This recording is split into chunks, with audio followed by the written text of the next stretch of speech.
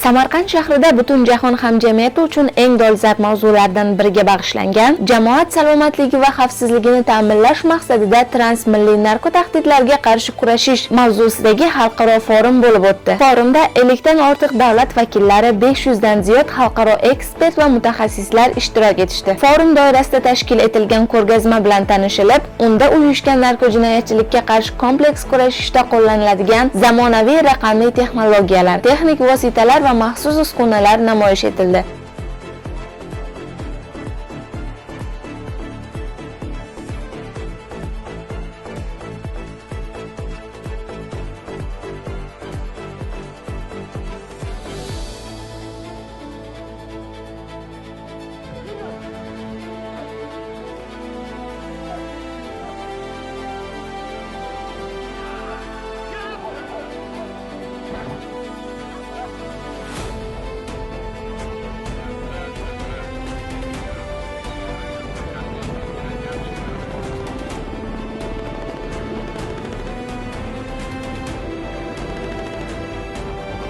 Mamlakatimiz ishtirokchi davlatlar uchun narkotrafik, xavfli yuklar va transmilliy jinoyatchilikni tezkor kuzatib borish imkonini beruvchi yagona sun'iy intellekt platformasini yaratish tashabbusini ilgari surdi.